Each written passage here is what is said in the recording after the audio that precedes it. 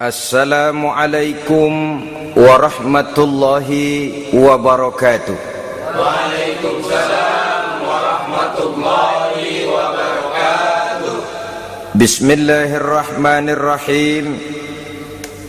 Alhamdulillahi rabbil alamin. Wassalatu wassalamu ala ashrafil anbiya'i wal mursalin, Sayyidina wa maulana Muhammadin wa ala alihi wa ashabihi al-mujahidin at-tahirin, amma ba'du. Saudara-saudara kaum muslimin seiman dan sekeyakinan yang berbahagia, pada suatu hari seketika sedang berkumpul dengan para sahabat, Rasulullah pernah memberikan peringatan. Beliau bersabda, yushiku an tada'a alaikumul umamu kama tada'al akalatu ala qas'atiha. Pada suatu saat nanti akan datang di tengah-tengah kamu, wahai umat Islam, di mana orang-orang lain di sekeliling kamu akan bersatu mengerubungi kamu seperti bersatunya orang-orang mengerubungi makanan di atas meja hidangan. Akan datang satu saat nanti di mana kondisimu dikepung sedemikian rupa, yang barat mau menerkam, yang timur mau menghantam, yang selatan mau menginjak-injak, yang utara pun akan menjelajah. Kondisimu seperti makanan di atas meja hidangan. Sebagian sahabat merasa heran dan terkejut, lalu mereka bertanya, amin qillati nahnu yauma izin ya Rasulullah? Apakah jumlah kami pada waktu itu sedikit ya Rasul? Kami sampai dikepung sedemikian rupa? Beliau menjawab, bal antum yauma izin katsir. Sama sekali tidak. Kamu tidak sedikit pada saat itu. Bahkan jumlahmu sangat banyak. Kamu adalah mayoritas. Walakinnakum ghusa'un ka ghusa'is sail. Tetapi keadaanmu saat itu persis seperti buih di lautan. Banyak tetapi centang perenang. Banyak tetapi tidak punya daya dan kekuatan. Banyak tapi dipermainkan gelombang lautan, dihempaskan ke tepian pantai tanpa punya makna dan arti.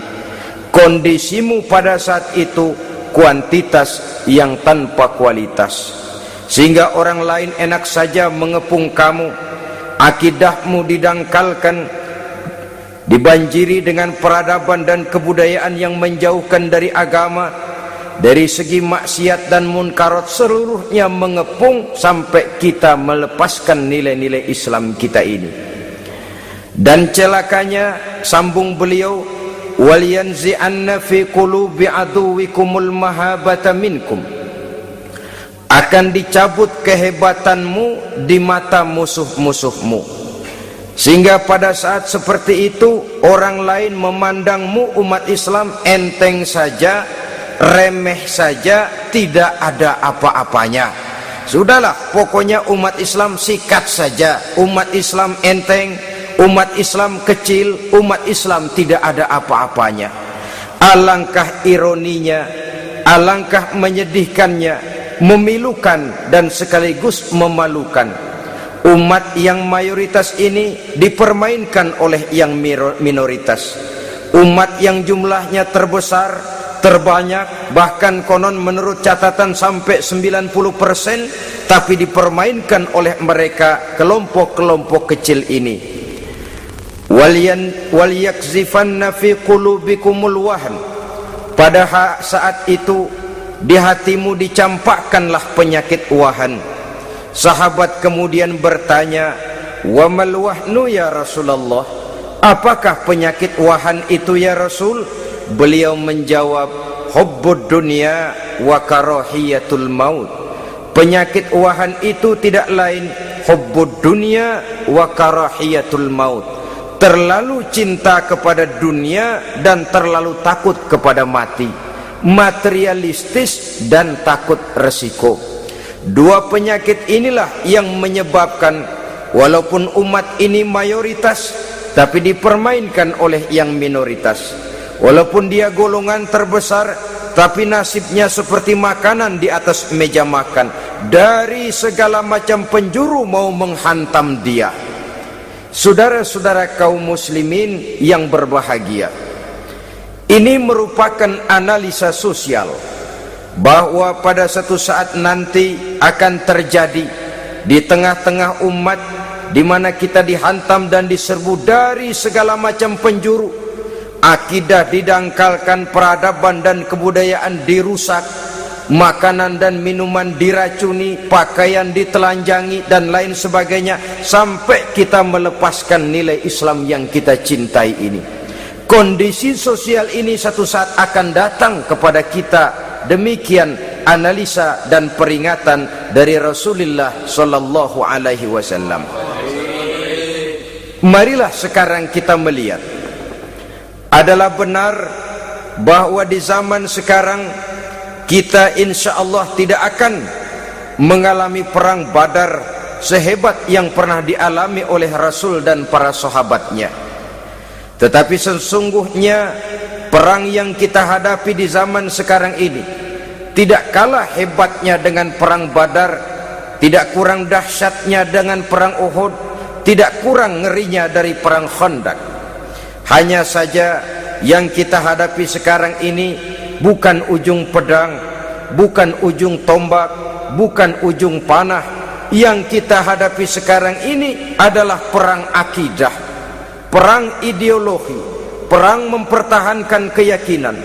Yang kalau kita kalah sekarang, kita memang masih beragama, tetapi anak kita, cucu kita, generasi yang akan hidup 5, 10, 20, 30 tahun yang akan datang, wallahu a'lam bissawab. Islam, saudara-saudaraku, tidak mungkin hilang dari dunia, tetapi tidak mustahil Islam gulung tikar dari desa kita.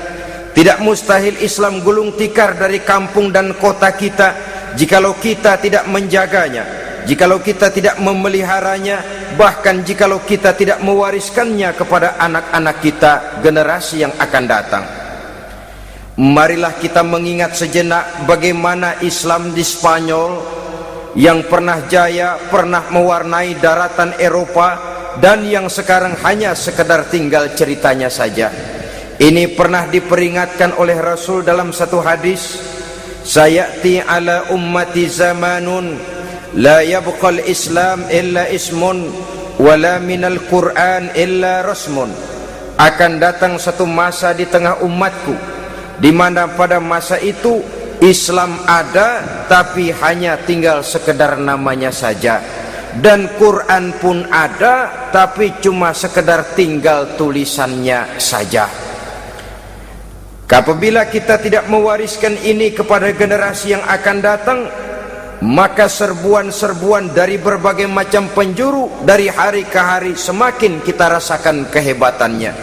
Tidak mustahil sejarah Spanyol akan terjadi di desa kita, akan terjadi di kampung kita, akan terjadi di kota kita. Orang Spanyol kalau mereka cerita kepada anaknya, mereka akan cerita, "Nak, di sini dulu ada masjid." Kapan, Pak? Dulu bener dah. Banyak orang Islam kalau hari Jumat pada sembahyang, kapan itu, Pak? Dulu sekali. Sekarang cuma sekedar tinggal ceritanya saja. Bukankah sesuatu yang sangat tidak mustahil apabila kita tidak menjaga dan mewariskan Islam ini kepada generasi yang akan datang, maka serbuan-serbuan akan membawakan hasil yang diinginkan oleh para penyerbu itu tadi. Kita sudah menjadi umat yang mayoritas, tetapi umat yang mayoritas ini menurut Rasul